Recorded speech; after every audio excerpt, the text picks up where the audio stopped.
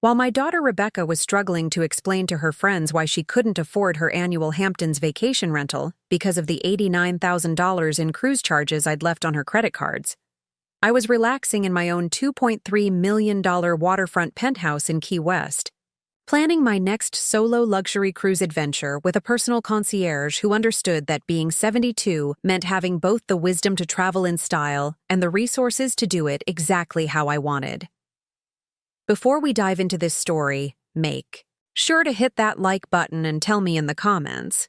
Have you ever been abandoned or dismissed by family members who thought they could control your choices, only to discover they'd just given you the freedom to live your best life without their limitations? Share your story below, because today you're going to learn that sometimes the family members who think they can manipulate your golden years are about to discover they just underestimated the wrong 72-year-old. This story is about the morning when I realized that my own daughter, the child I'd raised as a single mother, put through law school at Harvard, supported through her early career struggles, and helped establish her successful Manhattan law practice, had been systematically planning to abandon me at a cruise terminal in Miami while convincing me it was all about family bonding and making memories together. When I discovered that the daughter I'd sacrificed for, invested over $400,000 in, and trusted with my most vulnerable moments, had been quietly planning to leave me stranded at the dock while she and her husband enjoyed the luxury cruise I'd paid for, positioning herself to control my travel decisions while I was left dealing with the humiliation and logistical nightmare of being abandoned in a foreign port. But what Rebecca Morrison hadn't counted on was that the mother she was planning to abandon wasn't just any 72-year-old woman. She was someone who'd built a multi-million-dollar real estate empire from nothing, who had international business connections spanning 3 decades, and who possessed the kind of financial resources and strategic thinking that would transform her daughter's cruel betrayal into the most expensive mistake of her privileged life. My name is Margaret Catherine Sinclair, and at 72 years old, I thought I'd found the perfect way to reconnect with my daughter Rebecca, while pursuing the luxury travel dreams I'd deferred for decades, while building my career as the founder and CEO of Sinclair Property Holdings, one of Connecticut's most successful independent real estate investment companies. The journey to that devastating betrayal had begun 47 years earlier, in 1976, when I'd been 25 years old, newly divorced, and facing the daunting challenge of raising 8-year-old Rebecca as a single mother with nothing but a high school education, $3,200 in savings, and an unshakable determination that my daughter would never experience the kind of economic uncertainty and dependence on others that had characterized my own childhood in a working-class family in Bridgeport. Rebecca's father, Thomas Morrison, had been a charming but fundamentally irresponsible insurance salesman who'd walked out on our family when the responsibilities of fatherhood and marriage had become more demanding than his taste for freedom and variety.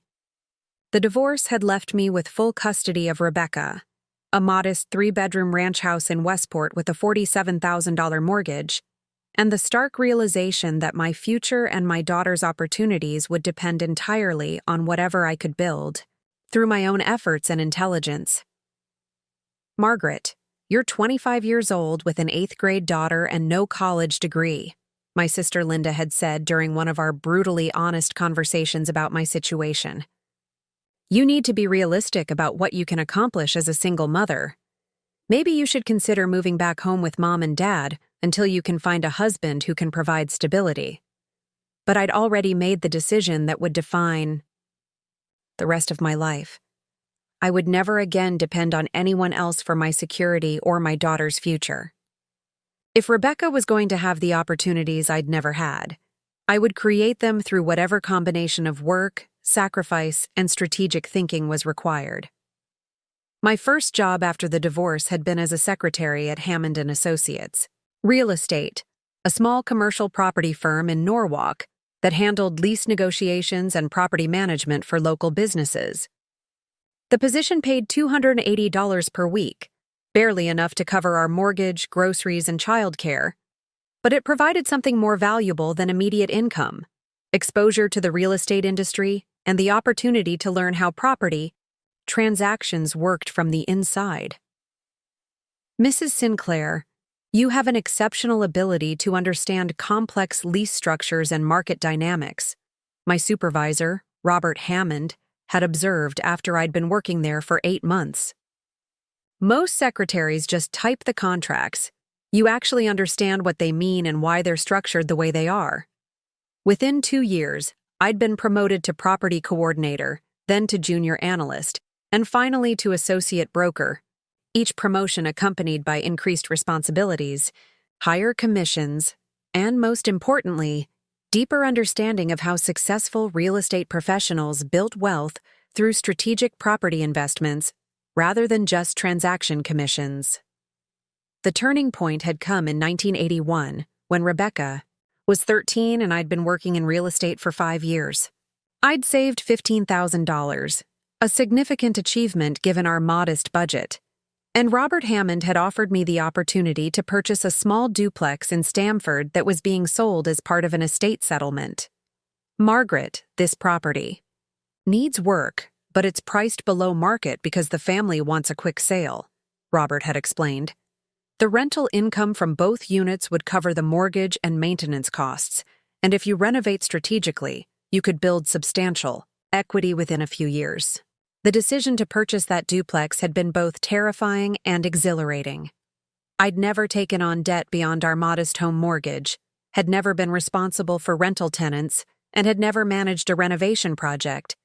But I'd also recognized that this was exactly the kind of opportunity that could transform our financial trajectory from paycheck to paycheck survival to genuine wealth building. "Mom, are you sure we can afford this?" Rebecca had asked as we'd walked through the duplex together, examining the worn carpets, outdated kitchen, and the obvious need for new paint throughout. "What if the tenants don't pay rent? What if something expensive breaks?"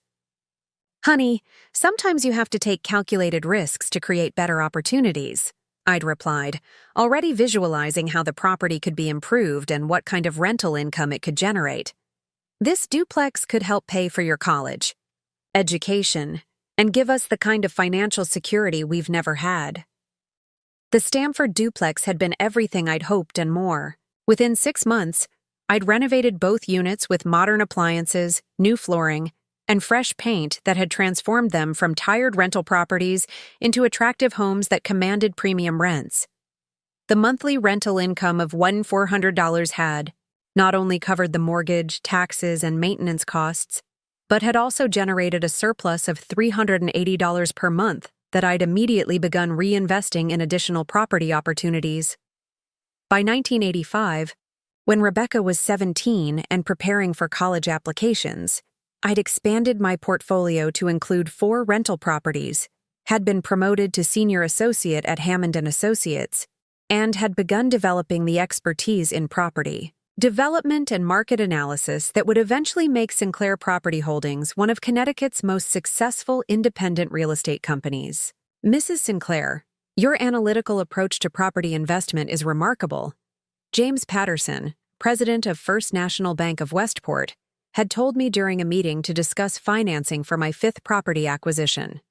"Most small investors focus on single properties, but you're building a systematically diversified portfolio with the kind of strategic planning we usually see only from institutional investors."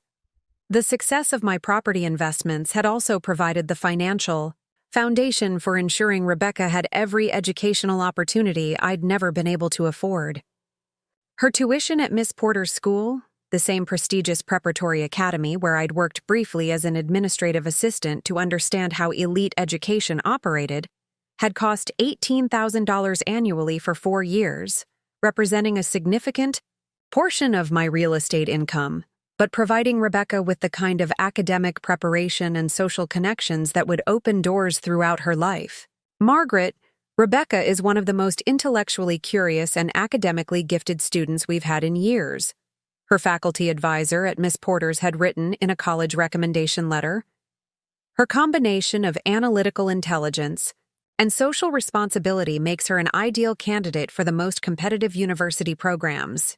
Rebecca's acceptance to Yale University in 1991 had been both a tremendous source of pride and a significant financial challenge that had required me to leverage my real estate portfolio in ways that had stretched my resources but had demonstrated my absolute commitment to her educational success.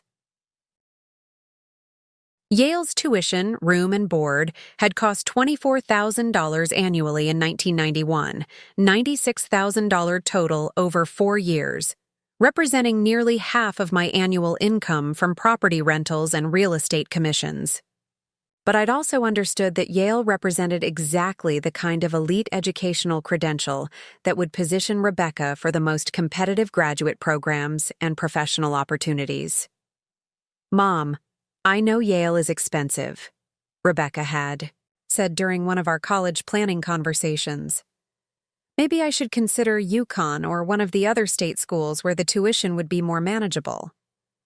"Rebecca, you've worked incredibly hard to earn admission to one of the best universities in the world," I'd replied. "We'll find a way to make the finances work. This is exactly the kind of investment in your future that I've been building my business to support." To fund Rebecca's Yale education, I'd refinanced 3 of my rental properties, taken a second mortgage on our family home, and expanded my real estate business to include property development projects that generated higher profits but also required more sophisticated financing and project management skills. The development work had been both challenging and rewarding, involving the purchase of undervalued properties, strategic renovations that increased market value, and sales to buyers who appreciated quality construction and design. My first development project, a complete renovation of a 1920s colonial in Westport, had generated a $47,000 profit that had covered Rebecca's entire freshman year at Yale. "Mrs. Sinclair, your renovation work demonstrates exceptional understanding of what buyers want in today's market," the realtor who'd handled the sale had observed. "You've transformed this property from a dated house into a contemporary home that appeals to affluent families looking for both character and modern convenience." Rebecca's acceptance to Harvard Law School in 1995 had represented the culmination of everything I'd worked to achieve as a single mother.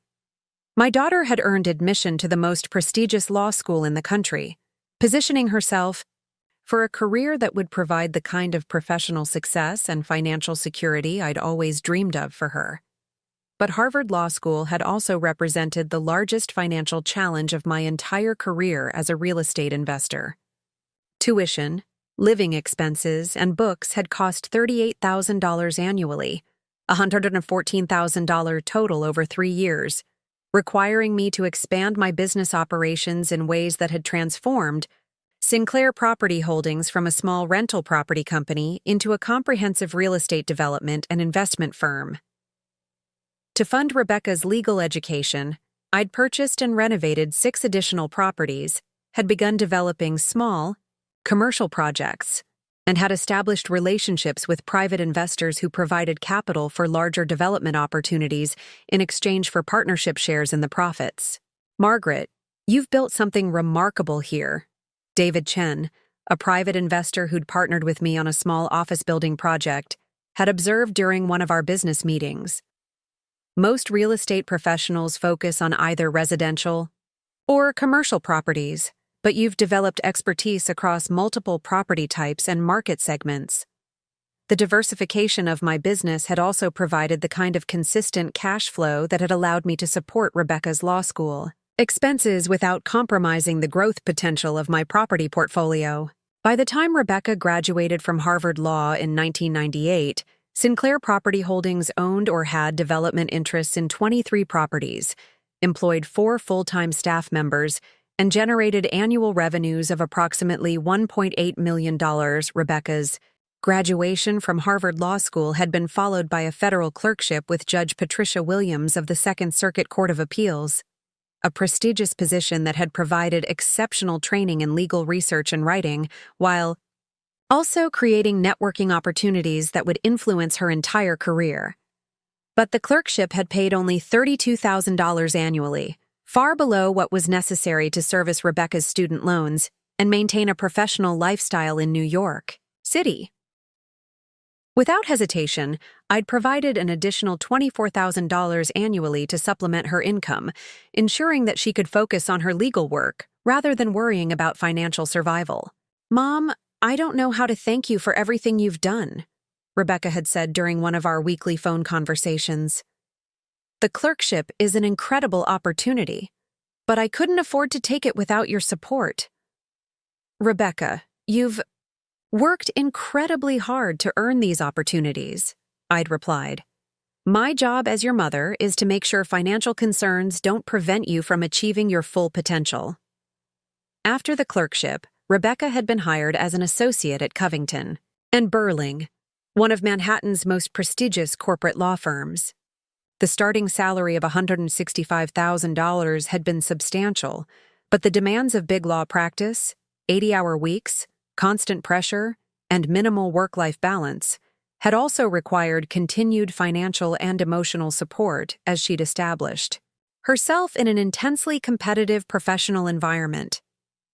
I'd helped with the security deposit and first year's rent on her Upper East Side apartment, $4,800 per month for a one-bedroom that had been necessary for maintaining the professional image required in elite legal practice. I'd also provided a $15,000 clothing allowance for the kind of professional wardrobe that had been essential for client meetings and court appearances. "Eleanor, your mother's support has been incredible," Rebecca's colleague James Murphy had told me during a law firm social event. Most young associates struggle financially for years while building their careers. Rebecca's been able to focus entirely on developing her legal skills because she doesn't have the financial stress that affects so many of our junior lawyers. Rebecca's marriage to David Morrison in 2003 had been a beautiful celebration of her personal happiness and professional success. David had been a fellow Harvard Law graduate who'd established himself as a corporate tax attorney at another prestigious Manhattan firm, and their combined income of over $400,000 annually had finally provided the financial independence that had allowed Rebecca to reduce her reliance on my support. But even after their marriage, I'd continued to contribute to major life events and financial milestones that had helped establish their lifestyle and professional standing. I'd provided $50,000 toward the down payment on their $1.2 million Manhattan co-op, had funded their $35,000 wedding and honeymoon in Italy, and had established a $25,000 emergency fund that had provided security during the early years of their marriage. "Margaret, we're so grateful for everything you've done to help us get established," David had said during one of our family dinners. "Your support has made it possible for us to focus on building our careers rather than worrying about basics, financial stability." The investment I'd made in Rebecca's education and career launch had totaled approximately $400,000 over 15 years. A substantial portion of my wealth, but also the fulfillment of everything I'd worked to achieve as a single mother. Rebecca had become exactly what I'd dreamed: a successful professional with financial security, social standing, and the kind of opportunities I'd never been able to imagine for myself. By 2018, when I'd turned 70 and had begun transitioning from active real estate development to portfolio management and travel, Sinclair Property Holdings had grown to include 43 rental units, 12 commercial properties, and development partnerships worth approximately $8.2 million. More importantly, the business generated sufficient passive income that I could pursue the luxury travel experiences I'd deferred for decades while building my career and supporting Rebecca's education. My first major international trip had been a 3-week cultural tour of Italy in 2019, a journey that had combined art history, culinary experiences, and the kind of sophisticated travel that had seemed impossible during my years as a struggling single mother. The trip had cost $18,000, representing a significant expense, but also the beginning of what I'd hoped would be years of cultural exploration and personal enrichment. "Mom, those Italy photographs are absolutely stunning," Rebecca had said when I'd returned with extensive documentation of Renaissance art, Tuscan landscapes, and the kind of authentic cultural experiences that had enriched my understanding of history and beauty. You look so happy and energized. Travel clearly agrees. With you, Rebecca's initial enthusiasm for my travel experiences had encouraged me to plan more ambitious journeys. A luxury river cruise through Central Europe, a cultural expedition to Egypt, and the Mediterranean cruise that would become the setting for her ultimate betrayal. But as my travel experiences had become more frequent and expensive, I'd begun to notice subtle changes in Rebecca and David's attitude toward my adventures. Questions about travel insurance, concerns about international medical care, and suggestions that I consider more practical vacation options had initially seemed like natural expressions of concern, but had actually been early indicators of their growing anxiety about my travel spending. "Mom, don't you think $25,000 for a 3-week cruise is a bit excessive?" Rebecca had asked during one of our dinner conversations. "You could take several smaller trips for that amount of money." What I hadn't understood at the time was that Rebecca and David had been calculating every dollar I'd spent on travel as money that wouldn't be available for their eventual inheritance, and they'd begun developing a plan to demonstrate that my travel adventures were evidence of poor judgment that required family intervention and control. Standing in my Westport home that March morning in 2023, surrounded by Mediterranean cruise brochures and excited about the mother-daughter bonding experience I'd been planning for months, I'd had no idea that Rebecca had been coordinating with David to turn our family vacation into a demonstration of my supposed incompetence and need for supervision. The successful real estate investor, who'd built a multi-million-dollar business empire while raising a Harvard-educated daughter as a single mother, was about to discover that her greatest accomplishment, Rebecca's success and independence, had somehow transformed her into someone who viewed her mother's wealth and freedom as obstacles to her own financial security. Sometimes the children you sacrifice everything to educate become the adults who think they're entitled to control your choices. Rebecca and David were about to learn that the woman they planned to abandon at a cruise dock was actually someone with the resources, connections, and determination to ensure they regretted their betrayal for the rest of their privileged lives. Standing in my Westport home that March morning, still processing the subtle but growing resistance I'd been sensing from Rebecca and David regarding my travel plans, I realized that to understand how I'd reached this point of family tension, you need to know about the woman they were planning to abandon. Someone who'd spent 47 years proving that underestimating her intelligence, resourcefulness, and determination was the kind of mistake that came with permanent consequences.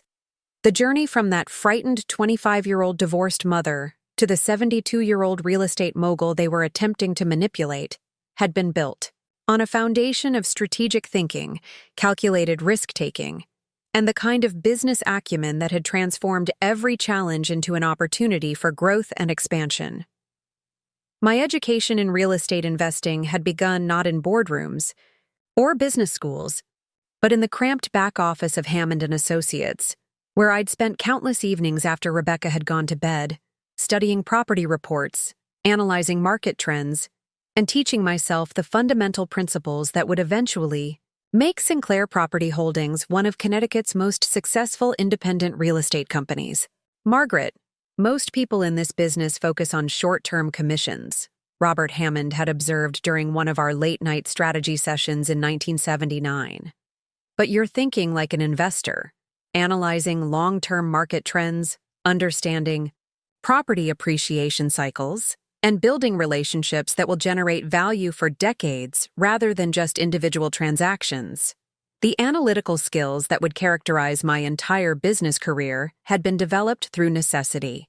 Rather than formal training, every property purchase had required me to master new areas of expertise: construction and renovation costs, rental market analysis, financing strategies, tax implications, and the complex legal frameworks that governed real estate transactions in Connecticut and New York. My first major educational breakthrough had come in 1982, when I'd enrolled in evening classes at Fairfield University's MBA program, not to earn a degree, but to understand the financial and strategic principles that successful business owners use to build and manage complex enterprises. The classes. In corporate finance, strategic planning, and real estate economics had provided the theoretical framework for strategies I'd been developing through practical experience. Mrs. Sinclair, your approach to real estate investment demonstrates sophisticated understanding of market dynamics and financial analysis, Professor James Mitchell had told me after a presentation I'd given about my duplex renovation project. You're applying institutional-level strategic thinking to individual property investments in ways that could be scaled into much larger operations. The academic validation had been important, but more valuable had been the networking opportunities with other business professionals who'd shared insights about everything from commercial financing to international investment strategies that would influence my business development for decades. By 1985, when Rebecca was 17 and preparing for her senior year at Miss Porter's, my property portfolio had grown to include 8 rental units across 3 different properties. But more importantly, I'd begun to understand that real estate success required more than just buying and renting properties. It required developing systematic approaches to market analysis, property improvement, and tenant management that could be replicated and scaled as opportunities emerged. The breakthrough that had transformed my business from small-scale property ownership to legitimate real estate development had come through my relationship with Maria Santos, a Portuguese immigrant who'd owned a small construction company specializing in residential renovations. Maria had approached me about a partnership opportunity involving a rundown Victorian house in Norwalk that could be purchased for $47,000, renovated for approximately $35,000, and resold for $125,000, a profit potential of over $40,000 if the project could be managed efficiently. Mrs. Sinclair, you understand property values and market trends better than anyone I've worked with, Maria had explained during our first partnership meeting. I have the construction expertise and crew management experience, but I need a partner who can handle the financial analysis, permitting processes, and sales strategy. The Victorian renovation project had been my introduction to property development rather than just property ownership, requiring me to coordinate architects, contractors, permit applications, and sales marketing, while also managing the substantial financial risks associated with a project that would tie up most of my available capital for 6 months. Mom, this renovation project seems much more complicated than our rental properties, Rebecca had observed as she'd helped me review construction, schedules, and budget projections. Are you sure we can handle something this complex? Rebecca, every business grows by taking on challenges that seem impossible at first, I'd replied, studying the architectural plans that would transform a deteriorating house into an attractive family home. The skills I've developed managing rental properties are exactly what I need for development projects, just on a larger scale with more potential reward. The Victorian project had been everything I'd hoped and more. The house had sold within 2 weeks of completion for $128,000, $3,000 above our target price, generating a net profit of $46,000 that had immediately been reinvested in 2 additional development opportunities. More importantly, the project had established my reputation as a sophisticated developer who could manage complex renovations while maintaining quality standards and budget discipline. Margaret, your attention to detail and project management skills are exceptional, the real estate agent who'd handled the sale had told me. Buyers were impressed not just by the renovation quality, but by the thoughtful design choices that made the house feel like a custom home rather than a generic flip. The success of the Victorian renovation had led to a systematic expansion into property development that had required me to master new areas of expertise: construction management, design coordination, building codes and permits, subcontractor, relationships, and the complex logistics of coordinating multiple trades and timelines to complete projects on schedule and within budget. My partnership with Maria Santos had evolved into a formal business relationship where I handled the financial legal, and marketing aspects of development projects while she managed construction crews, material procurement, and the hands-on work of transforming properties from deteriorated houses into attractive modern homes. Margaret, you have a natural talent for visualizing how properties can be improved, Maria had observed during one of our project planning sessions. Most investors focus only on numbers, but you understand design elements and construction possibilities that make properties more valuable and appealing to buyers. Between 1985 and 1990, we'd completed 12 renovation projects ranging from simple cosmetic updates to complete structural renovations that had required new electrical systems, plumbing, and HVAC installations. Each project had generated profits ranging from $15,000 to $65,000, but more importantly, had built my expertise in every aspect of residential construction and renovation. The construction knowledge had also enhanced the value of my rental properties, as I'd been able to perform many maintenance and improvement tasks myself rather than hiring expensive contractors for routine work. My tenants had appreciated having a landlord who understood their maintenance needs and could address problems quickly and professionally. Mrs. Sinclair, you're the most knowledgeable and responsive landlord we've ever had, one of my long-term tenants had told me. When our heating system needed repair, you understood exactly what was wrong and had it fixed the same day. Most landlords would have taken weeks to coordinate that kind of repair. The transition from residential development to commercial real estate had occurred in 1991, when I'd been approached by Thomas Chen, a small business owner who'd needed help finding and renovating office space for his expanding accounting practice. Thomas had been frustrated by the limited availability of affordable commercial space in Fairfield County and had asked whether I'd consider purchasing and renovating a small office building that could accommodate multiple professional tenants. Margaret, your reputation for quality renovation work is well known in the business community, Thomas had explained. Several of us are looking for professional office space that's more affordable than the premium buildings, but still maintains the kind of image our clients expect. The commercial opportunity had been both appealing and challenging.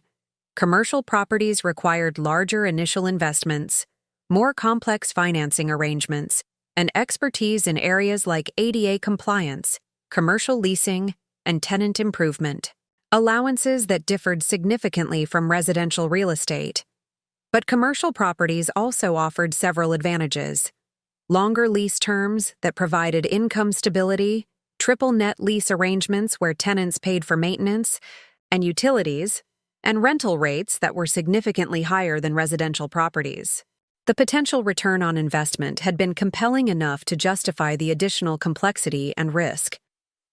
My first commercial project had been a 4,200 square foot office building in Stamford that I'd purchased for $180,000 and renovated for $85,000, creating modern office suites that could accommodate 4 professional tenants. The renovation had included new flooring, lighting, HVAC systems, and the kind of sophisticated finishes that would appeal to lawyers, accountants, and other professionals who needed impressive office environments. Mrs. Sinclair, this renovation has exceeded all our expectations, Thomas Chen had said during the building's grand opening. You've created exactly the kind of professional environment we needed at a fraction of the cost of premium office buildings. The commercial building had leased completely within 3 months, generating annual rental income of $48,000, nearly double what the same investment would have produced in residential properties. More importantly, the commercial tenants had signed 5-year leases with annual rent increases, providing the kind of predictable income growth that had allowed me to expand my development activities while maintaining stable cash flow. By 1995, when Rebecca had been in her second year at Harvard Law School, Sinclair Property Holdings had evolved from a small rental property business into a sophisticated real estate development company with expertise spanning residential renovation, commercial property development, construction management, and investment analysis. The business employed 6 full-time staff members: Maria Santos as construction manager, Patricia Williams as property manager, James Rodriguez as financial analyst, Susan Park as marketing coordinator, David Kim as maintenance supervisor, and Linda Foster as administrative coordinator. Each team member had been carefully selected for specific expertise that complemented my own skills in strategic planning and business development. "Margaret, you've built something remarkable here," Robert Hammond had observed during one of our quarterly business reviews. "Most real estate professionals remain generalists throughout their careers, but you've developed institutional-level expertise across every aspect of property development and management."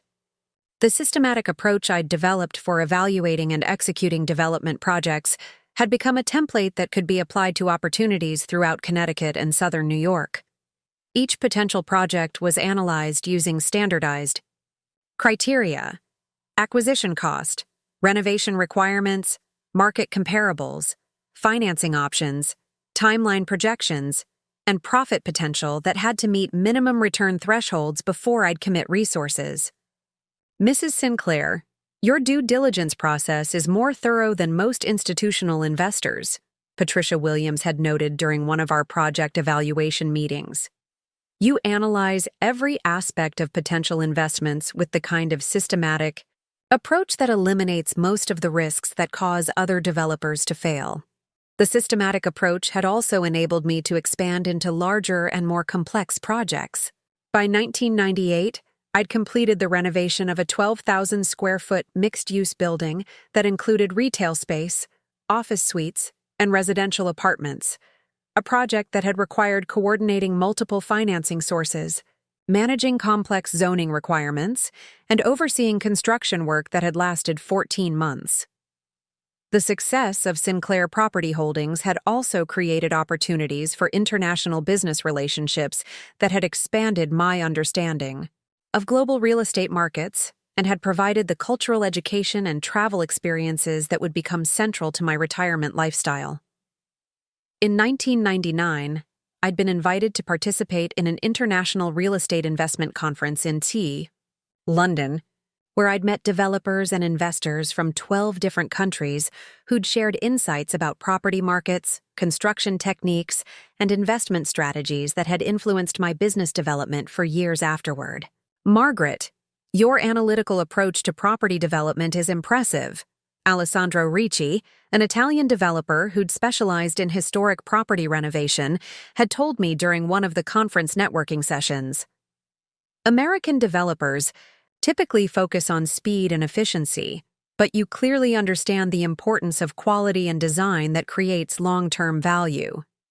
The international connections had led to several collaborative projects, including a partnership with Alessandro to purchase and renovate a small villa in Tuscany that had been marketed to American buyers seeking authentic Italian properties. The project had required me to navigate Italian property laws, construction regulations, and cultural differences while managing renovation work from 3,000 miles away. "Mrs. Sinclair, your ability to coordinate international projects demonstrates exceptional organizational skills," Alessandro had written in a testimonial letter. "Managing construction work across different time zones, languages, and legal systems requires the kind of systematic thinking that characterizes truly sophisticated business professionals." The Italian project had been both profitable and personally enriching, providing insights into European construction techniques, design sensibilities, and business practices that had enhanced my expertise while also satisfying my growing interest in international travel and cultural exploration. As Sinclair Property Holdings had grown in scope and complexity, I'd also invested heavily in technology systems that had enhanced our operational efficiency while providing the kind of data analysis and project management capabilities that had distinguished our business from smaller, less sophisticated competitors. In 2001, I'd implemented a comprehensive property management software system that had integrated tenant relations, maintenance scheduling, financial reporting, and market analysis into a single platform that had provided real-time insights into every aspect of our business operations. "Margaret, your technology integration is years ahead of most real estate companies," James Rodriguez had observed after we'd completed the software implementation. The data analysis capabilities we now have will allow us to make much more informed decisions about property acquisitions, renovation priorities, and market timing. The technology investment had also enabled us to expand our property management services to other real estate investors who'd needed professional management for their own rental properties. The property management division had generated additional revenue while also providing market intelligence about rental trends, tenant preferences, and maintenance issues that had informed our own development decisions. Sinclair Property Holdings provides the most professional and efficient property management services we've ever experienced. Dr. Patricia Chen, a physician who'd owned several rental properties, had told me. Your technology systems and systematic approach to tenant relations have eliminated most of the headaches typically associated with rental property ownership. By 2005, when Rebecca had been established in her law career for several years, my business had achieved the kind of financial sophistication that had enabled us to participate in larger development projects and investment opportunities that had required complex financing arrangements and institutional-level analysis. I'd established relationships with 3 different banks, 2 private investment groups, and a commercial mortgage broker who'd provided access to financing options that had allowed us to pursue opportunities that would have been impossible with only my personal resources. Mrs. Sinclair, your financial planning and risk management are exceptional. Michael Thompson, a commercial lending officer at First National Bank, had told me during a loan review meeting. Your business maintains the kind of conservative debt-to-equity ratios and cash reserve requirements that institutional investors require. The financial discipline had been crucial during the 2008 recession, when many real estate developers had faced bankruptcy due to over-leveraging and inadequate cash reserves. Sinclair Property Holdings had not only survived the recession, but had actually expanded during the downturn by purchasing distressed properties at below-market prices and renovating them while construction costs had been reduced due to decreased demand. Margaret, your business strategy during the recession demonstrated exactly the kind of counter-cyclical thinking that separates successful investors from those who simply follow market trends, Patricia Williams had observed. While other developers were struggling with foreclosures, you were positioning yourself for the recovery by acquiring high-quality properties at exceptional prices. As my expertise and business success had become recognized within Connecticut's real estate community, I'd also become a mentor to younger professionals who'd sought guidance about property development, business management, and strategic planning. The mentorship activities had included speaking at real estate investment clubs, guest lecturing at business schools, and consulting with startup development companies that had needed advice about everything from financing strategies to construction management.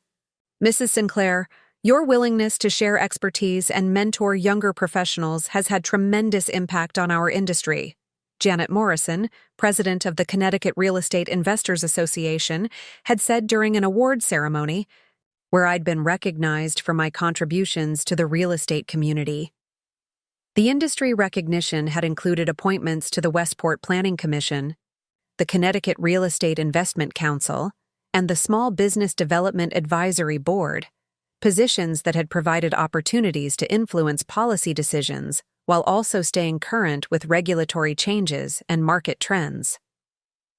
By 2015, when I'd begun transitioning from active development to portfolio management, Sinclair Property Holdings had achieved assets worth approximately $8.2 million, annual revenues of $1.8 million, and net income that had provided complete financial independence while also supporting the luxury travel lifestyle that had become my primary passion.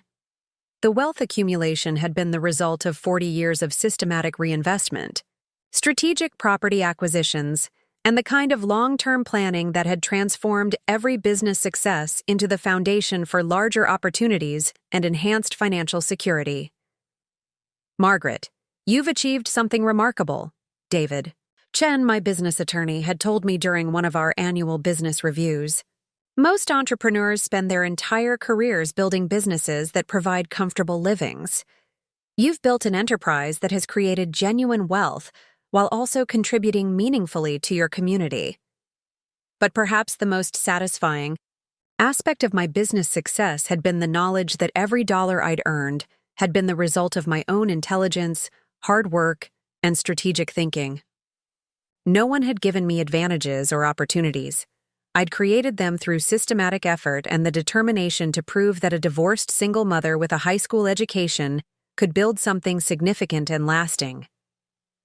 Standing in my Westport home that March morning, surrounded by the Mediterranean cruise planning materials that represented the latest chapter in my travel adventures, I'd had no idea that Rebecca and David had been viewing my business achievements not as evidence of my competence and independence, but as assets they were entitled to control and inherit. The successful real estate developer who'd spent 47 years proving that intelligence and determination could overcome any obstacle was about to discover that her greatest challenge would come not from market conditions or business competitors, but from family members who'd forgotten that the woman they were planning to abandon was someone who'd never backed down from a fight and had never lost a strategic battle when the stakes were important enough to matter. Sometimes the people who benefit most from your success are the ones who understand it least. Rebecca and David were about to learn that underestimating someone who'd built a multi-million-dollar business empire from nothing was the kind of mistake that came with consequences they'd never anticipated and would never forget. Standing in my Westport home that March morning, still processing the growing tension I'd been sensing from Rebecca and David regarding my travel plans, I couldn't help but remember how different things had been just 3 years earlier, when Rebecca had first suggested that we plan a major trip together and had spoken with such genuine enthusiasm about sharing cultural experiences and creating memories that would strengthen our mother-daughter bond for years to come. It was a conversation that had taken place during what I now recognize as the golden period of our adult relationship.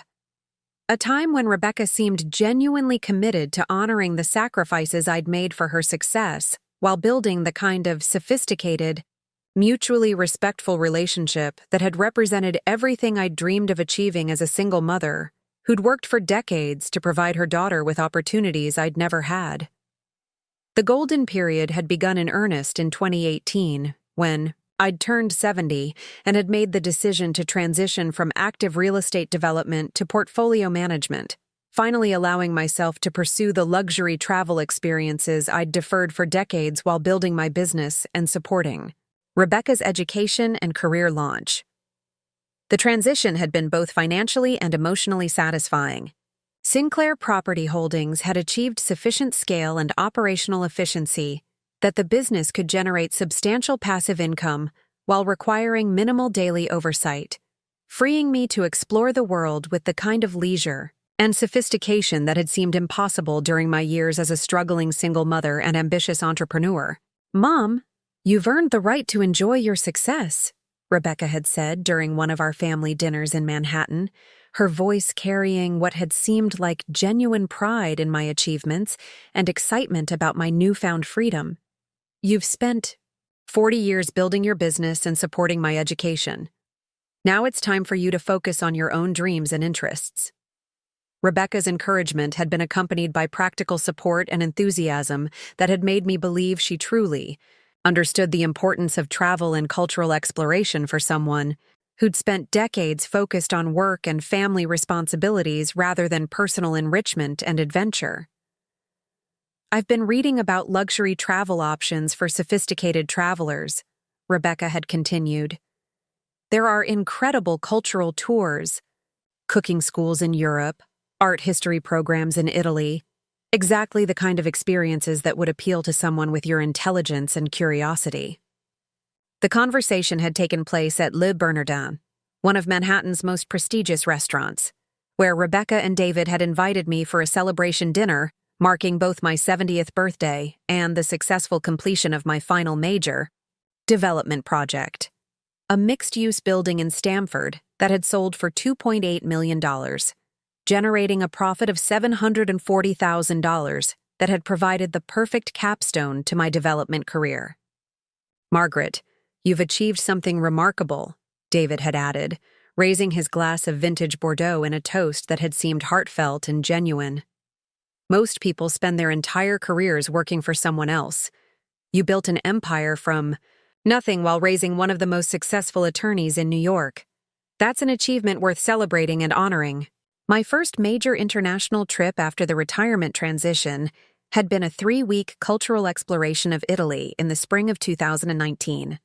A journey that had combined art history, culinary education, and the kind of sophisticated travel experiences that had seemed like impossible luxuries during my years of financial struggle and single motherhood. The Italy trip had been organized by Exclusive Cultural Expeditions, a luxury travel company that specialized in small group experiences led by art historians, museum curators, and local experts who could provide insights far beyond typical tourist activities. The itinerary had included private tours of the Vatican museums, cooking classes with master chefs in Tuscany, and exclusive access to Renaissance palazzos that weren't open to general tourism.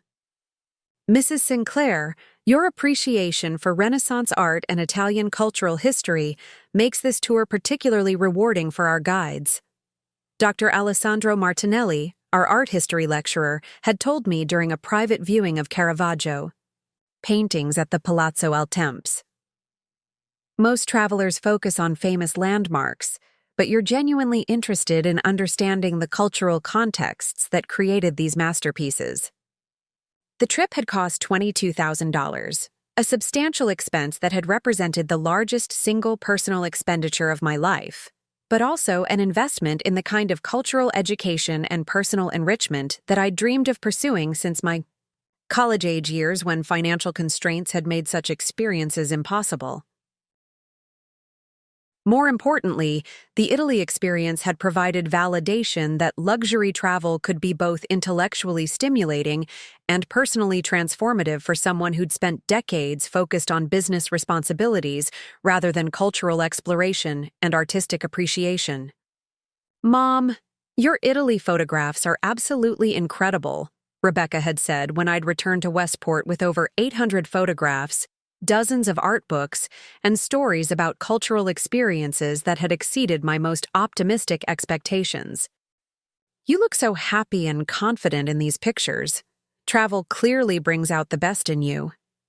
Rebecca's enthusiasm for my travel experiences had been accompanied by detailed questions about the places I'd visited, the cultural insights I'd gained, and the logistics of managing complex international travel as a solo senior traveler. Her genuine interest had encouraged me to share not just photographs and souvenirs, but also the deeper personal significance of pursuing dreams I'd deferred for so many years. The private tour of the Sistine Chapel was probably the most moving experience of my entire life, I'd told Rebecca and David during a dinner party, where they'd encouraged me to share travel stories with their friends and colleagues. Standing in that space where Michelangelo created such beauty, with an art historian explaining the political and religious contexts, it was like seeing the Renaissance come alive.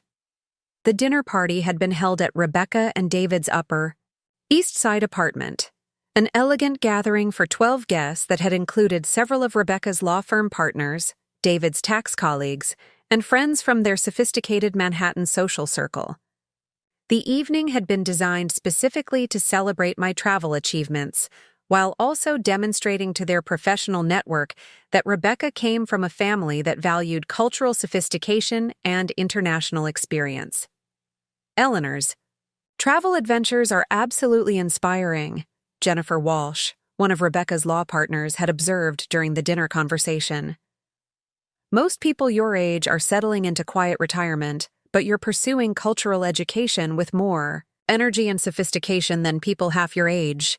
The social recognition of my travel experiences had been deeply satisfying, validating both the financial investments I'd been making in luxury travel and the personal courage required to pursue international adventures as a 70-year-old woman traveling alone in foreign countries where I didn't speak the local languages. Rebecca and David's friends had been genuinely impressed by the scope and sophistication of my Italy experiences, asking detailed questions about everything from the cooking classes in Tuscany to the private museum tours in Florence and Rome.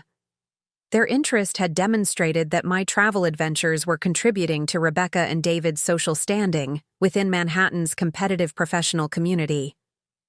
"Rebecca, your mother is absolutely remarkable," Dr. Patricia Chen, one of David's tax clients, had said during the dinner party. "Her cultural knowledge and travel experiences are exactly what I hope to pursue when I retire from my medical practice. She's an inspiration for what's possible in retirement when you refuse to accept limitations." The community validation had encouraged Rebecca and David to include me in additional social events, where my travel experiences had become sources of sophisticated conversation and family pride. I'd been invited to charity fundraisers, professional networking events, and cultural activities where my stories about Italian art, Renaissance history, and luxury travel had enhanced Rebecca and David's reputation as a cultured, accomplished family. "Margaret, you've become quite the celebrity in our social circle," David had told me after a particularly successful charity gala, where I'd been seated at the head table and had spent the evening discussing Italian art with museum board members and cultural patrons. "People are fascinated by your travel adventures and impressed by your cultural knowledge."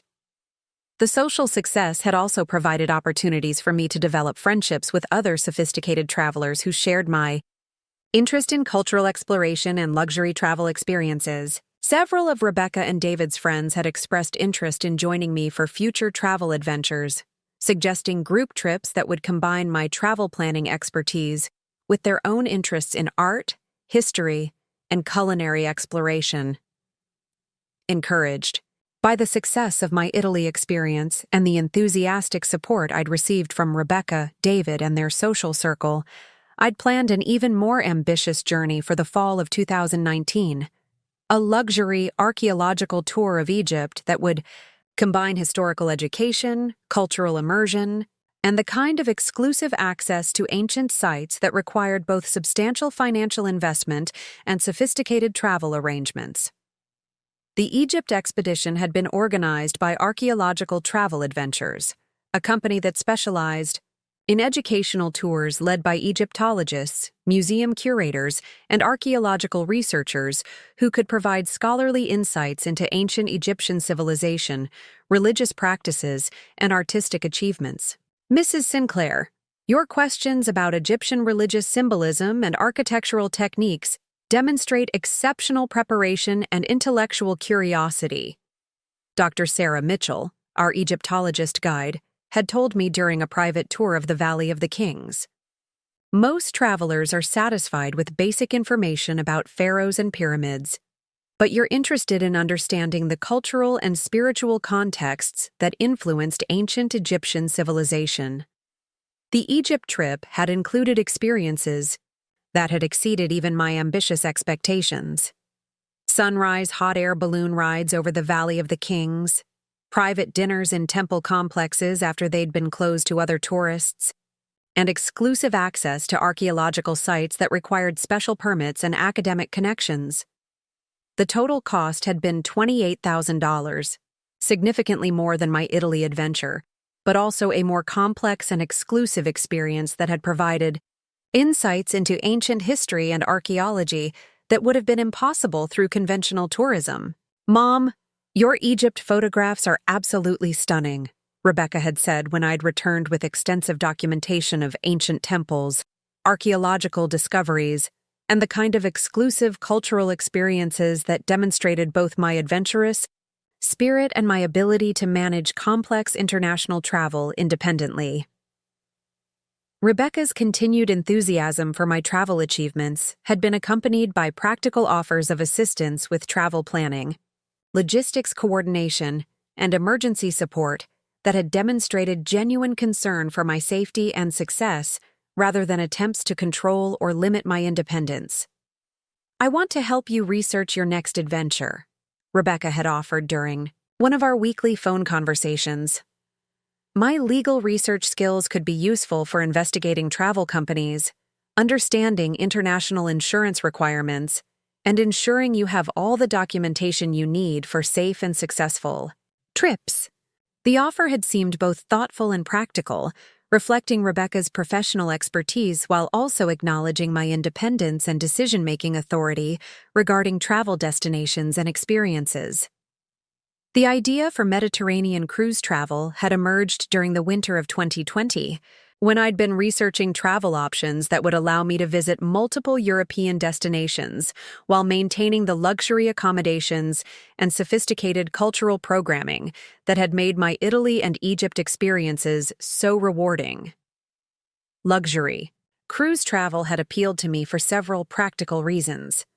The ability to visit multiple countries without constantly packing and unpacking, access to cultural experts and educational programming, sophisticated dining and entertainment options, and the social opportunities that came from traveling with other educated, affluent passengers who shared similar interests in cultural exploration.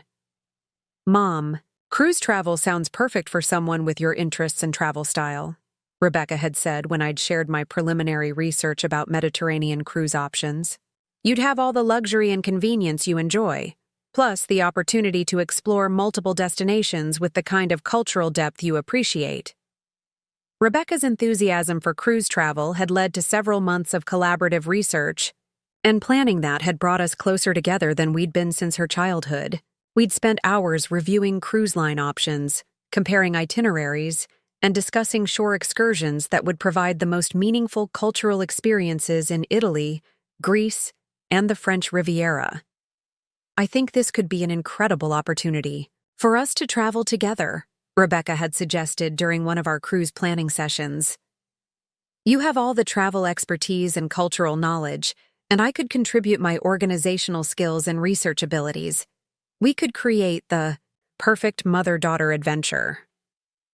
The suggestion of traveling together had been both appealing and meaningful. Despite our close relationship, Rebecca and I had never taken a major trip together, and the idea of sharing cultural experiences that had become so important to my retirement happiness had seemed like the perfect way to strengthen our family bond while introducing Rebecca to the kind of sophisticated travel that had enriched my understanding of history, art, and different cultures. Rebecca, I would love to share these travel experiences with you, I'd replied, already imagining the conversations we could have about Renaissance art in Italian ports, ancient history in Greek destinations, and contemporary culture throughout the Mediterranean region. The planning process for our Mediterranean cruise had extended over 6 months, from January through June 2023, and had involved the kind of detailed research and coordination that had demonstrated both my travel expertise and Rebecca's genuine interest in creating a meaningful shared experience. We'd evaluated 12 different cruise lines before selecting Celebrity Eclipse, a luxury vessel that offered the sophisticated accommodations, cultural programming, and destination focus that aligned with both our interests and expectations. The ship featured lecture programs by art historians and cultural experts, shore excursions led by local guides with academic credentials, and the kind of elegant dining and entertainment options that would appeal to educated, affluent travelers. Mom, Celebrity Eclipse seems perfect for our interests, Rebecca had said after we'd completed our research. The cultural programming is exactly what you've enjoyed on your other trips, and the ship size and passenger demographics look ideal for sophisticated travelers rather than party cruise crowds. The itinerary we'd selected had been a 14-day Mediterranean voyage, with stops in Barcelona, Monte Carlo, Florence, Rome, Naples, Santorini, Mykonos, and Dubrovnik, destinations that would provide opportunities to explore everything from gaudy architecture to Renaissance art to ancient Greek archaeological sites. Rebecca had contributed significantly to the shore excursion planning, using her legal research skills to investigate tour operators, read traveler reviews, and identify experiences that would provide the most authentic and educational cultural exposure at each destination. I've found a private tour operator in Florence who provides exclusive access to the Uffizi after closing hours, Rebecca had reported during one of our planning sessions. The reviews are exceptional, and the guide has a PhD in Renaissance art. History. It would be exactly the kind of sophisticated cultural experience you love. Her research had also included practical considerations like travel insurance options, medical facilities at various ports, and communication arrangements that would ensure our safety and security throughout the voyage. I want to make sure we have comprehensive travel insurance that covers medical evacuation if necessary, Rebecca had said. I know you're in excellent health, but international travel always involves some risks, and I want us both to feel completely secure. The financial arrangements for our Mediterranean cruise had reflected both my substantial resources and my genuine excitement about sharing this experience with Rebecca. The total cost for premium balcony suites, all-shore excursions, specialty dining, and first-class airfare had been $34,000, a significant expense, but one that had seemed completely justified for what promised to be a transformative mother-daughter adventure. Mom, this is an incredibly generous gift, Rebecca had said when I'd insisted on covering all expenses for the trip. I want to contribute to the costs, especially since David and I are both doing well financially. Rebecca, this trip represents everything I've worked to achieve, I'd replied. I've spent 40 years building wealth specifically so I could enjoy experiences like this and share them with the people I love most. Having you join me makes this adventure even more meaningful. I'd also arranged for David to join us for the first week of the cruise, understanding that Rebecca would enjoy having her husband share part of the experience while also respecting their desire to spend vacation time together. David's airfare and accommodations had added another $8,000 to the total cost, but had seemed like a worthwhile investment in family harmony and shared memories. Margaret, this is an incredibly thoughtful arrangement, David had said when we'd finalized the plans. Having the opportunity to experience Mediterranean culture with someone who has your travel expertise and cultural knowledge will be educational and enriching for both Rebecca and me. The financial generosity had extended to pre-cruise arrangements as well. I'd booked us into the Ritz-Carlton in Miami for 2 nights before the cruise departure, had arranged for a private car service to handle all transportation, and had even purchased new luggage and travel wardrobes for Rebecca and David to ensure they felt appropriately dressed for the luxury cruise environment. Mom, you've thought of every detail, Rebecca had observed as we'd reviewed the comprehensive travel arrangements. This is going to be the trip of a lifetime. Throughout the spring and early summer of 2023, our cruise planning had been accompanied by growing excitement and anticipation that had brought Rebecca and me closer together than we'd been in years. Our weekly planning sessions had become opportunities for sophisticated conversations about art, history, culture, and travel that had demonstrated Rebecca's intellectual curiosity, while also providing outlets for sharing my travel expertise and cultural knowledge. I've been reading about Byzantine mosaics in preparation for our stops in Italy, Rebecca had told me during one of our conversations. Your descriptions of the art you saw during your Italy trip have inspired me to learn more about historical, artistic techniques and cultural influences. Rebecca's intellectual engagement with our travel plans had been deeply satisfying, validating my belief that sophisticated travel could be both personally enriching and a meaningful way to strengthen family relationships. Her questions about everything from ancient Greek philosophy to Renaissance political history had demonstrated that she'd inherited my curiosity and appreciation for cultural learning.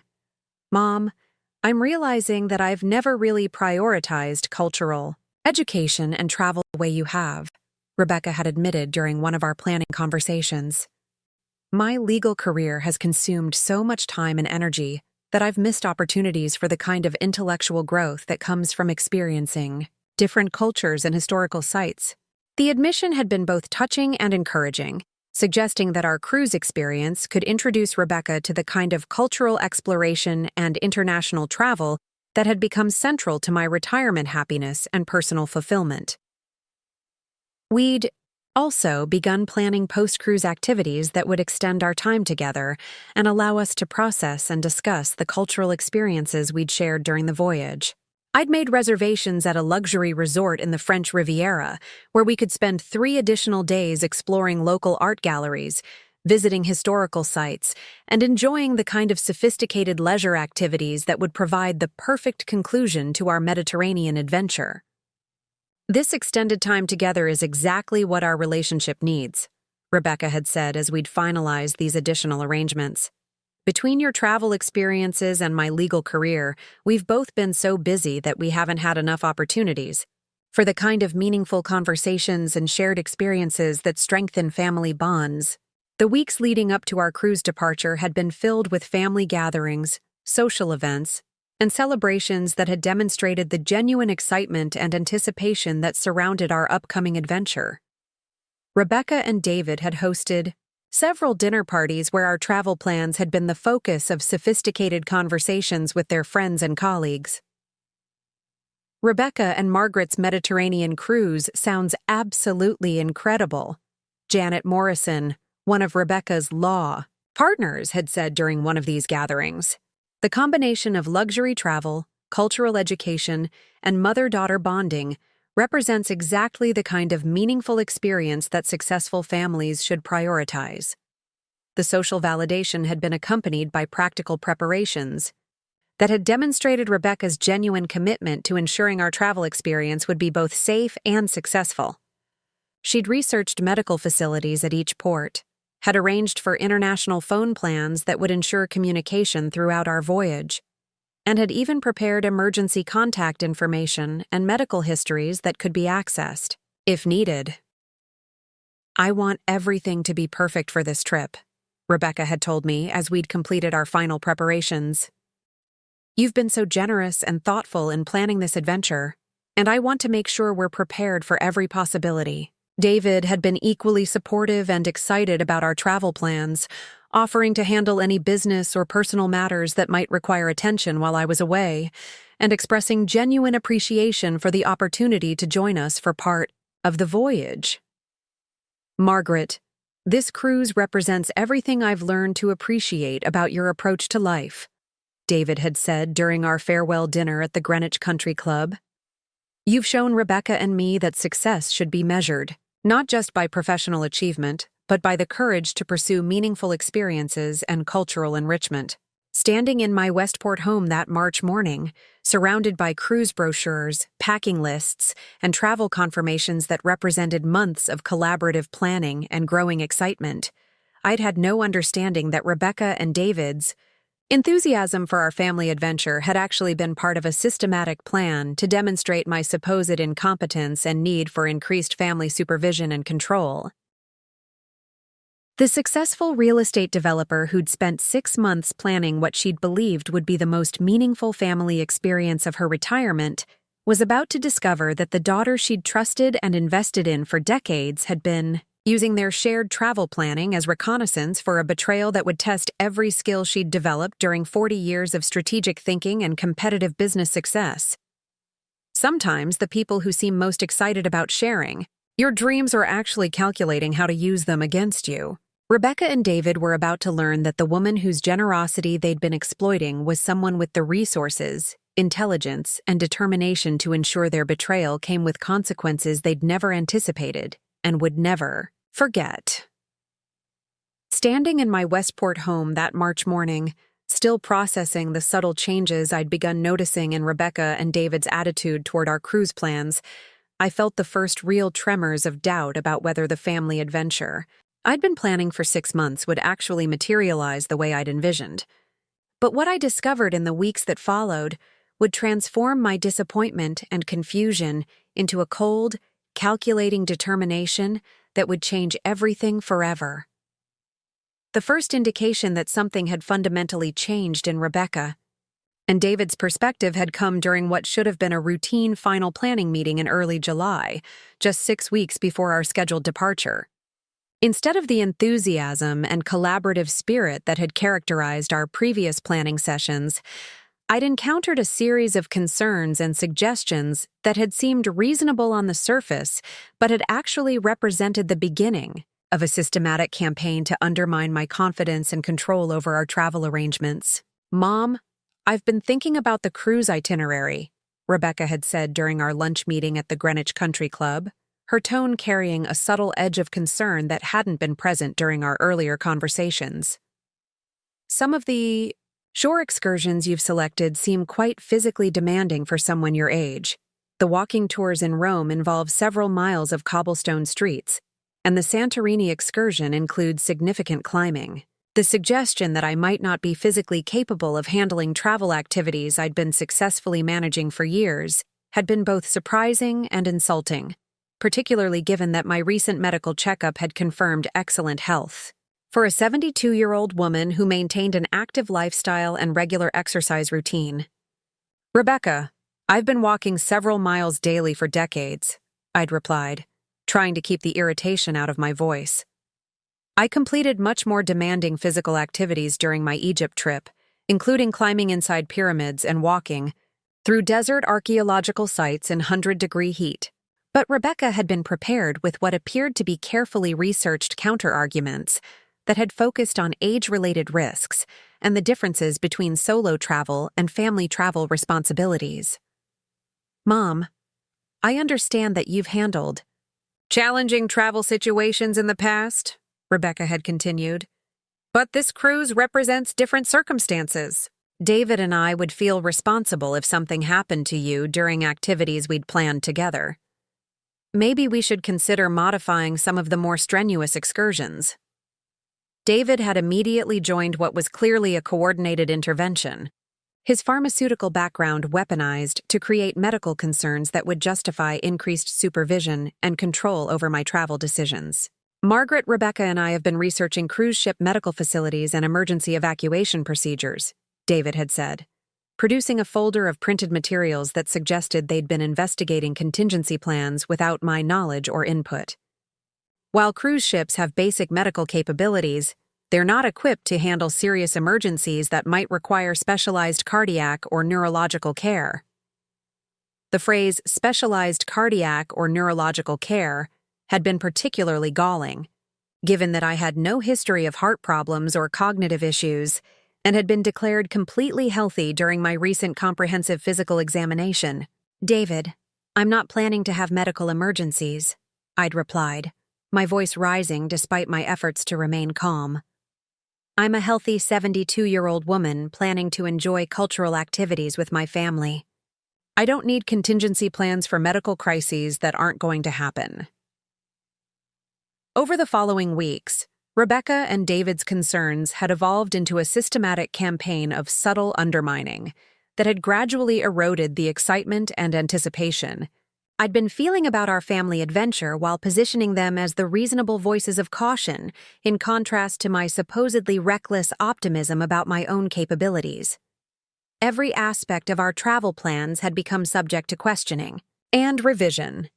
The shore excursions I'd carefully selected based on my cultural interests and travel experience had been deemed too ambitious or potentially dangerous. The premium balcony suites I'd booked had been criticized as unnecessary luxury that could be downgraded to save money. Even the dining reservations and specialty restaurant selections had been questioned as too rich for elderly digestion. "Mom, we're concerned that you're not thinking realistically about the physical and logistical challenges of this cruise," Rebecca had said during one of our increasingly tense planning conversations. "Maybe we should consider a shorter, less demanding itinerary for your first cruise experience." The suggestion that I should accept a diminished travel experience because of my age had been particularly insulting, given that I'd already completed solo trips to Italy and Egypt that had been far more complex and demanding than a luxury cruise with full-service accommodations and professional tour guides. But perhaps the most disturbing aspect of their intervention had been the way they'd begun researching travel insurance and medical coverage options without my knowledge, creating documentation that could be used to demonstrate the risks I was taking by pursuing international travel. "Margaret, we've been looking into comprehensive travel insurance that would cover medical evacuation and emergency treatment," David had said, presenting insurance options that included coverage levels far beyond what I'd ever needed or wanted. "The premiums are substantial, but they reflect the real risks associated with international travel for elderly passengers."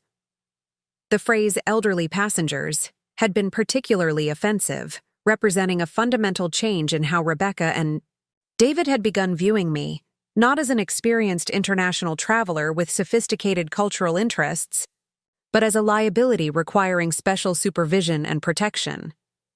The confrontation that would shatter my trust in Rebecca and David forever had occurred during what I'd expected to be our final pre-departure meeting in early August, just 2 weeks before our scheduled cruise departure. Instead of confirming arrangements and expressing excitement about our upcoming adventure, Rebecca and David had presented what was clearly a coordinated ultimatum designed to force me to accept their control over every aspect of our travel experience. "Mom, David and I have been discussing the cruise arrangements extensively," Rebecca had said, her tone carrying the authoritative edge she typically reserved for difficult legal negotiations. "We've identified several concerns that need to be addressed before we can proceed with the trip as currently planned." The list of concerns they'd presented had been remarkably comprehensive and had addressed every aspect of our travel arrangements, with the kind of detailed criticism that could only have been developed through systematic planning and coordination. Shore excursions would need to be limited to activities that required minimal walking and no climbing. Dining arrangements would need to focus on simple, familiar foods rather than exotic cuisines that might cause digestive problems. Evening entertainment would need to exclude late-night activities that might interfere with sleep schedules. Medical documentation would need to include comprehensive health records and emergency contact procedures. "Rebecca, these restrictions would eliminate everything that makes luxury cruise travel appealing and educational," I'd replied, recognizing that their concerns would transform our sophisticated cultural adventure into something resembling medical supervision disguised as family vacation. But the most shocking revelation had been their proposal to modify our cabin arrangements in ways that would have eliminated my privacy and independence while positioning them as my caretakers and supervisors. "We think it would be safer if we booked connecting suites so we can monitor your well-being and provide assistance if needed," David had said. The medical literature clearly indicates that elderly travelers benefit from family supervision, particularly during overnight hours when medical emergencies are most likely to occur. The suggestion that I needed overnight medical supervision had been so insulting and controlling that I'd finally understood the true scope of what Rebecca and David had been planning. This wasn't about family bonding or shared cultural experiences. It was about demonstrating my supposed incompetence and establishing their authority over my travel decisions and financial resources. "David, I've been traveling independently for years without requiring medical supervision," I'd said, my voice carrying the kind of cold anger that had served me well during difficult business negotiations. "I don't need family members monitoring my sleep schedule or providing assistance with basic daily activities." But Rebecca and David had been prepared for my resistance, responding with what was clearly a coordinated strategy designed to position my objections as evidence of cognitive decline and poor judgment. "Mom, denial about age-related limitations is actually a common symptom of early dementia," Rebecca had said, using her legal training to present medical claims that would be difficult to refute without professional evaluation. "Many elderly people don't recognize when their judgment becomes impaired, which is exactly why family members need to intervene for their safety and well-being." The suggestion that my resistance to their control was evidence of cognitive impairment had been so manipulative and insulting that I'd left our meeting with a determination to investigate exactly what Rebecca and David had been planning behind my back. The next morning, while they were both at work, I'd made the decision that would expose the full scope of their betrayal and provide the foundation for everything that would follow. Using the emergency key Rebecca had given me years earlier, I'd entered their Upper East Side apartment to search for evidence of whatever planning had preceded their systematic attempt to control our cruise arrangements. What I'd found in David's home office had been more devastating than anything I could have imagined. A detailed folder labeled Margaret Cruise Intervention had contained not just documentation of their concerns about my travel capabilities, but evidence of months of systematic planning to use our family cruise as a way to demonstrate my supposed incompetence while positioning themselves to control my future travel decisions and financial resources. The folder had included email correspondence with travel insurance companies designed to create documentation that I was a high-risk traveler who required special supervision, medical research about age-related travel risks that could be used to justify their intervention, financial projections showing how much money I could save by accepting more conservative travel arrangements. But the most shocking discovery had been a detailed plan for what they'd privately called Operation Cruise Control, a systematic strategy to abandon me at the Miami cruise terminal while they proceeded with the vacation I'd paid for, leaving me to deal with the humiliation and logistical nightmare of being stranded while they enjoyed the luxury cruise experience at my expense. Phase 1. Create medical concerns that justify supervision requirements, the document had outlined. Phase 2. Modify travel arrangements to establish our authority over her decisions. Phase 3. Demonstrate her incompetence through controlled abandonment scenario. The plan had been remarkably sophisticated and cruel. They had intended to accompany me to Miami, help me check into the pre-cruise hotel, and then inform me the morning of departure that they'd decided the cruise was too risky for my health and safety. They would then leave for the cruise while I remained stranded in Miami, forcing me to either attempt the cruise alone, which they could later use as evidence of my poor judgment, or return home in humiliation, which would validate their claims about my incompetence. Margaret's reaction to the abandonment will provide clear evidence of her inability to handle travel stress and unexpected situations, the document had continued. This will establish grounds for increased family supervision of her financial decisions and travel planning. The discovery of Operation Cruise Control had transformed my hurt and disappointment into something much colder and more determined. Rebecca and David had systematically planned to betray my trust, steal the vacation I'd paid for, and use the experience to justify increased control over my independence and financial resources. But what they hadn't anticipated was that the woman they were planning to manipulate was someone with 40 years of experience in strategic thinking and competitive business success.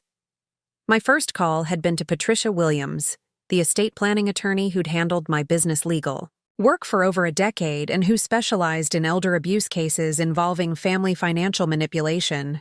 Mrs. Sinclair, what you're describing represents a textbook case of elder financial abuse disguised as family concern, Patricia had said after I'd explained the situation and provided copies of the documents I'd discovered.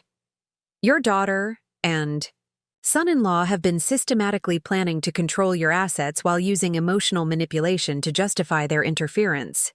Patricia had explained that the travel intervention, insurance manipulation, and planned abandonment constituted clear evidence of a coordinated campaign to restrict my autonomy while positioning themselves to control my financial decisions for their own benefit rather than my well-being. The fact that they've been planning this for months while accepting your financial support for the cruise shows premeditation and systematic deception, Patricia had continued. This isn't spontaneous family concern, it's calculated abuse, designed to establish legal grounds for guardianship or conservatorship proceedings. My second call had been to Dr. Sarah Chen, a geriatric psychiatrist who specialized in competency evaluations and could provide professional documentation of my mental acuity and decision-making capacity.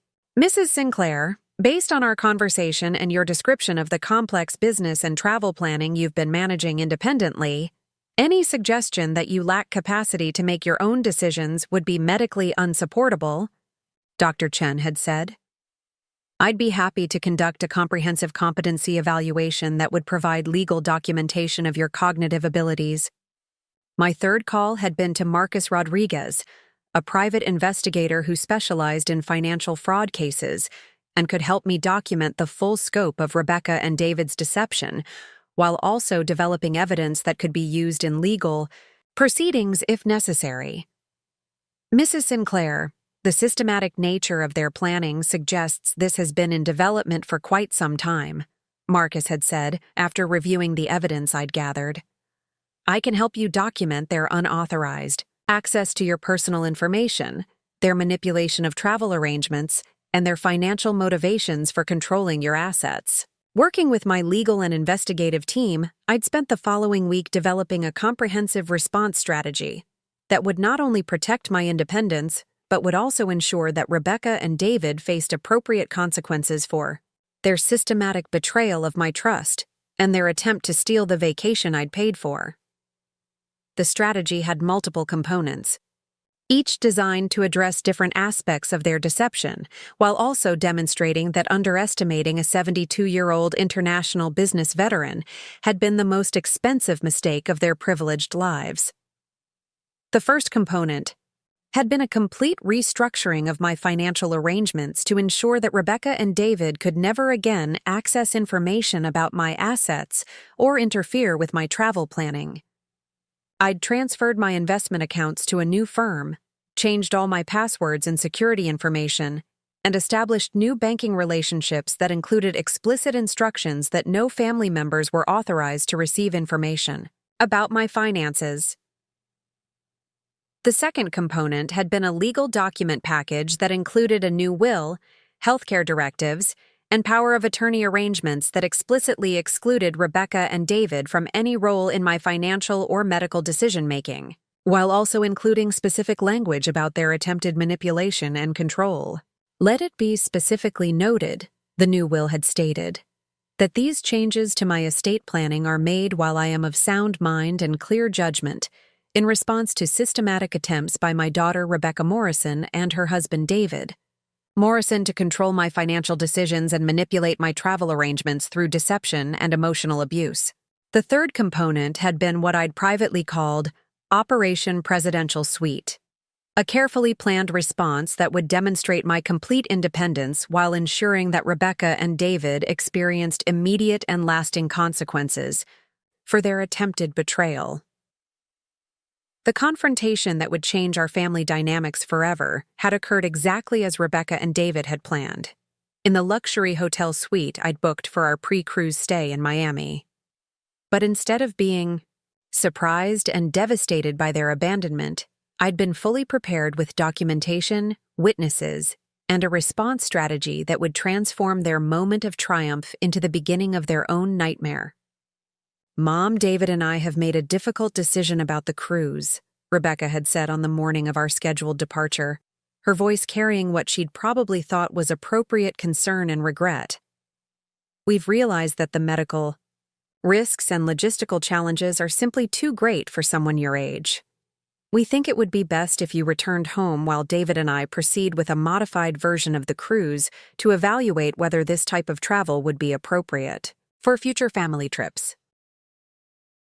The speech had been delivered exactly as their planning documents had outlined, designed to position their theft of my vacation as a medical necessity rather than calculated betrayal. But what they hadn't expected was my response. Rebecca, I'm completely aware of your Operation Cruise Control plan, I'd said, producing copies of their planning documents while Patricia Williams and Marcus Rodriguez emerged from the adjoining hotel suite where they'd been waiting with video recording equipment. I know about your systematic planning to abandon me here while you steal the vacation I paid for. The look of shock and growing panic on Rebecca and David's faces had been immediately satisfying, but even more gratifying had been watching them realize that their careful planning had been discovered and documented by professionals who understood exactly what they'd been attempting. Mom, I don't know what you think you've discovered, but Rebecca had begun, but I'd interrupted her, with documentation that had made denial impossible. I have copies of your emails about creating medical concerns, your research into travel insurance fraud, and your detailed timeline for what you called controlled abandonment, I'd continued. I also have professional evaluations confirming my mental competency and legal documentation of your attempted financial abuse. Patricia Williams had then stepped forward to deliver the legal notifications that would formalize the consequences of their attempted betrayal. Ms. Morrison, You and your husband are hereby notified that Mrs. Sinclair has filed complaints with the Florida Department of Elder Affairs, the New York State Attorney General's Office, and the American Bar Association regarding your attempted financial manipulation and abuse of an elderly family member, Patricia had announced. You're also being served with cease and desist orders prohibiting any further interference with Mrs. Sinclair's financial or travel arrangements. While Rebecca and David had been processing the legal implications of their exposed betrayal, I'd been implementing the most satisfying aspect of my response strategy. Using the contacts and expertise I'd developed during 40 years of luxury travel and business networking, I'd upgraded my cruise accommodations to the ship's presidential suite, a 200-square-foot luxury accommodation with personal butler, service, private balcony, and exclusive access to amenities that represented the ultimate in cruise ship luxury. Mrs. Sinclair, we're honored to accommodate someone with your travel experience and cultural sophistication, Captain Alessandro Romano had said, as he'd personally welcomed me aboard Celebrity Eclipse. Your reputation as a discerning traveler has preceded you, and our crew is committed to ensuring this becomes the most memorable cruise experience of your distinguished travel career. The presidential suite had cost $47,000 for the 14-day voyage, more than the original cost of all 3 family accommodations combined. But every dollar had been automatically charged to the family cruise account that Rebecca and David had eagerly co-signed, assuming it would give them control over my spending rather than unlimited liability for my choices. Mrs. Sinclair, your suite features a grand piano, formal dining room, and personal concierge service. Maria Santos, my personal butler, had explained during the orientation tour. We've also arranged for private shore excursions with expert guides, exclusive access to cultural sites, and dining experiences that reflect your sophisticated interests in art history and international cuisine. The cruise experience that followed had exceeded even my most ambitious expectations. Private tours of the Vatican with art historians who'd provided insights unavailable to general tourists. Exclusive access to archaeological sites in Greece, with professional archaeologists who'd explain discoveries not yet published in academic literature. Culinary experiences in French Michelin-starred restaurants that had been arranged specifically for my cultural education and enjoyment. But perhaps the most satisfying aspect of the entire experience had been the knowledge that every luxury accommodation, every exclusive excursion, and every sophisticated cultural experience was being automatically charged to Rebecca and David's credit cards while they dealt with the legal and financial consequences of their attempted betrayal. The presidential suite cruise had been just the beginning of the financial education Rebecca and David would receive about the cost of attempting to control someone with substantial resources and international connections. Upon returning from the Mediterranean, I'd immediately booked a luxury river cruise through Europe, followed by a cultural expedition to Southeast Asia, and then a luxury train journey through South America, each experience more expensive and exclusive than the last. Mrs. Sinclair, your travel experiences represent exactly the kind of sophisticated cultural education that discerning travelers seek, Dr. Patricia Chen, Director of Exclusive Cultural Expeditions, had told me during the planning for my South American journey. Your combination of cultural knowledge, travel experience, and financial resources allows us to create customized experiences that would be impossible for typical travelers.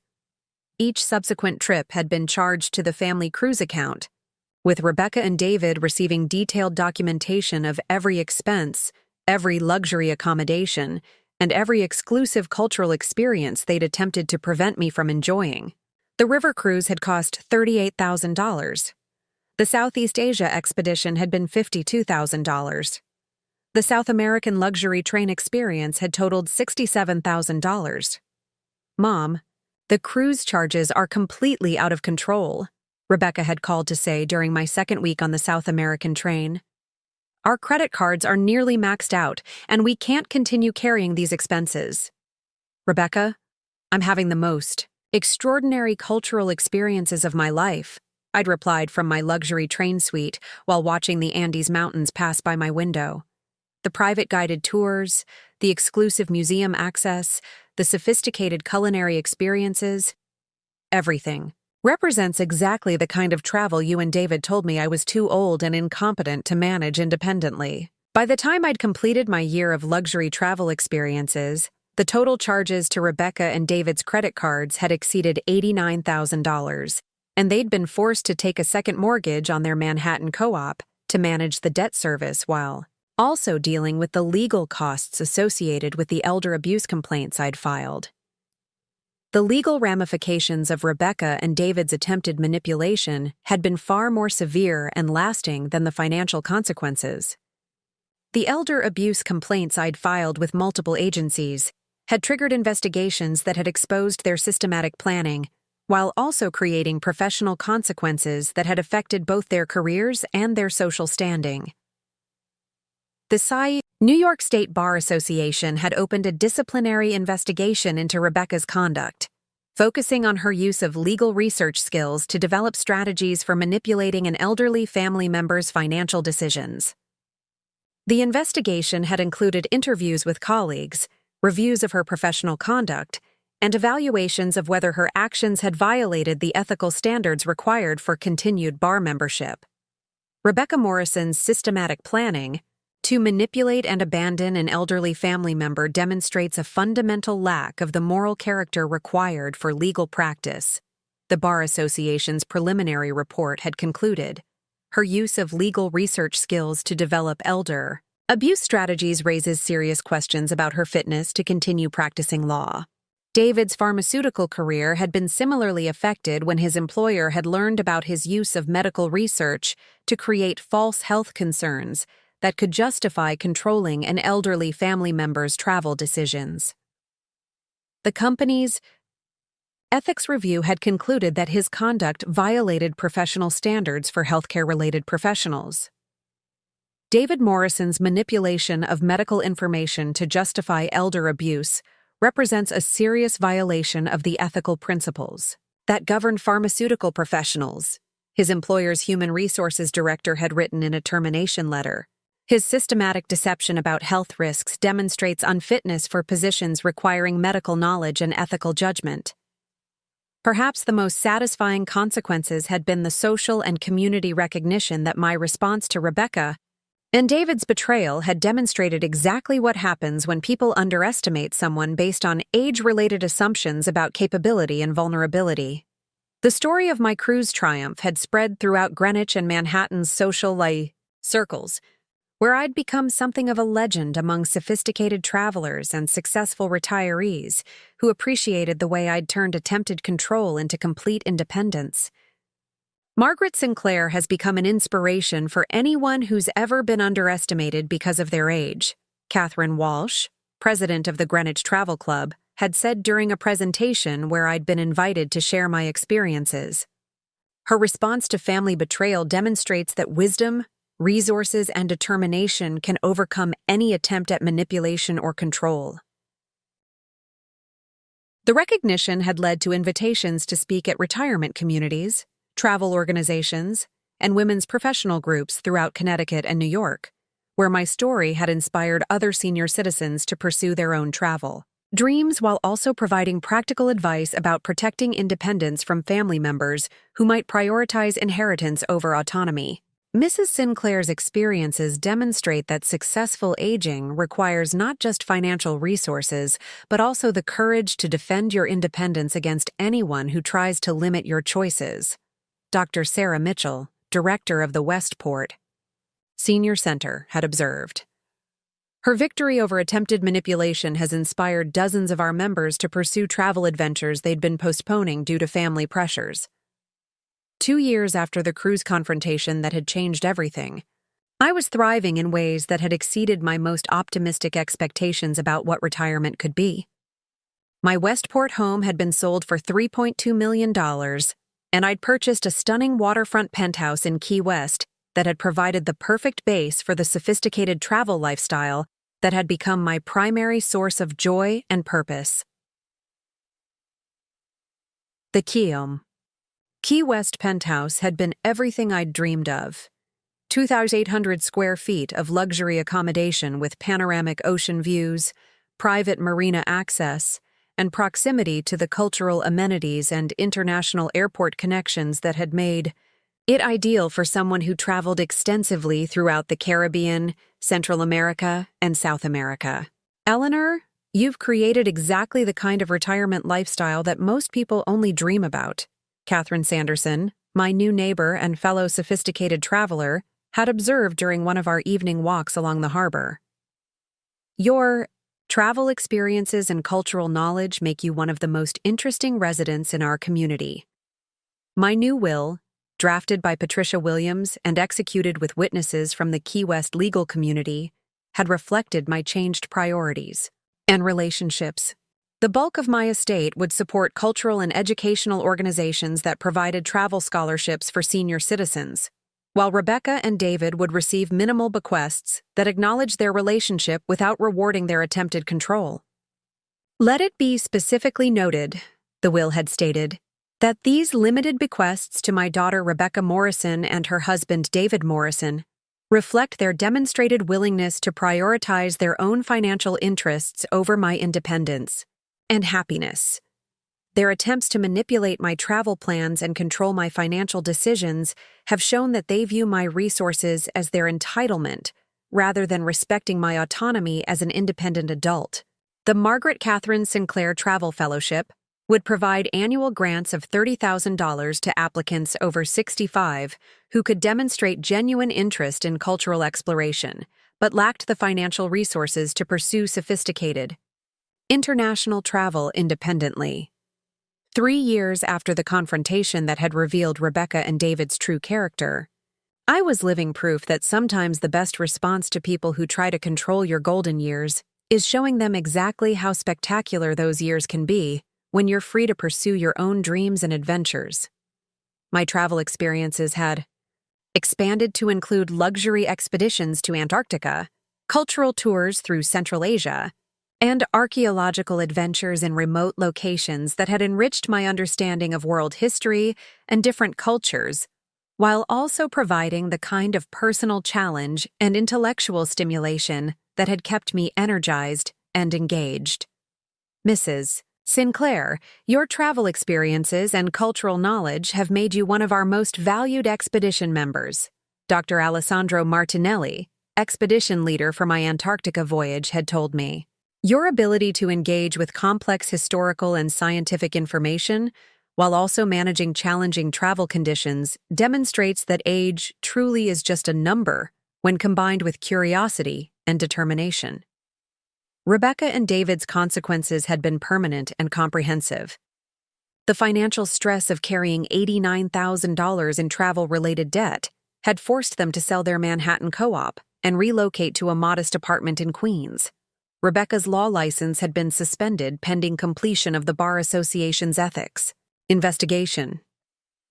David had been forced to take a lower-paying position at a small pharmaceutical company after his termination from his previous employer. Margaret, we understand now that we made the most catastrophic mistake of our lives when we tried to control your travel plans, Rebecca had written in a letter that had reached me during my second year in Key West. We lost not just your financial support and presence in our lives, but also our careers, our home, and our standing in the community. We have no excuse for our greed and manipulation except to say we deeply regret betraying someone who had sacrificed so much for our success. But the most meaningful aspect of my victory had been the way it had inspired other senior citizens to defend their own independence and pursue their own dreams, despite family pressures or social expectations about appropriate behavior for elderly people. Eleanor Sinclair has shown us that respect for elderly family members isn't optional, and that attempting to control someone with substantial resources and international experience is a recipe for disaster. Margaret Patterson, director of the Connecticut Association for Independent Seniors, had said during a conference where I'd been the keynote speaker. Standing on my Key West balcony at sunset, watching the water turn golden while planning my upcoming cultural expedition to Southeast Asia, I felt a deep satisfaction that had nothing to do with revenge and everything to do with the complete validation of my right to live according to my own values and priorities. I'd fought for my independence, my travel dreams, and my right to spend my retirement years pursuing the cultural experiences that gave my life meaning and purpose, and I'd won completely. The $89,000 that Rebecca and David had been forced to pay for my luxury travel experiences had been a small price for teaching them that respect and independence weren't negotiable at any age. If someone in your life is trying to control your dreams based on their financial interests rather than your well-being, remember my story. Remember that age is not a limitation when you have resources, intelligence, and the determination to fight for your right to live according to your own values. Remember that people who try to steal your independence might discover they've challenged someone with the capability to ensure they regret their greed for the rest of their lives. What's your story? Have you ever had to fight back against family members who tried to control your choices for their own benefit? Share it in the comments below, and remember to like and subscribe for more stories about turning your biggest family betrayal into your most empowering victory. Because sometimes the best response to people who try to abandon you at a cruise, Doc is showing them exactly how magnificent that cruise can be when you upgrade to the presidential suite and leave them with the bills. Rebecca and David thought they could steal my vacation and control my independence. What they actually did was finance the most extraordinary year of travel in my life, while learning that some people fight back with consequences that last forever. Sometimes the people who try to control your golden years end up funding them instead. That's a lesson worth $89,000, and every dollar was worth it to prove that respect and independence aren't negotiable at 72 or any other age. Justice served. Independence earned. Adventure continues. The world is still full of places I haven't seen, cultures I haven't experienced, and people I haven't met. And thanks to Rebecca and David's attempt to control me, I now have both the financial means and the moral certainty to explore every single one of them. Bon voyage to anyone who thinks they can limit the dreams of someone who refuses to accept other people's assumptions about what's possible. The view from 75 is spectacular, and it's only getting better with every passport stamp I collect. Up next, you've got 2 more standout stories right on your screen. If this one hit the mark, you won't want to pass these up. Just click and check them out. And don't forget to subscribe and turn on the notification bell so you don't miss any upload from us.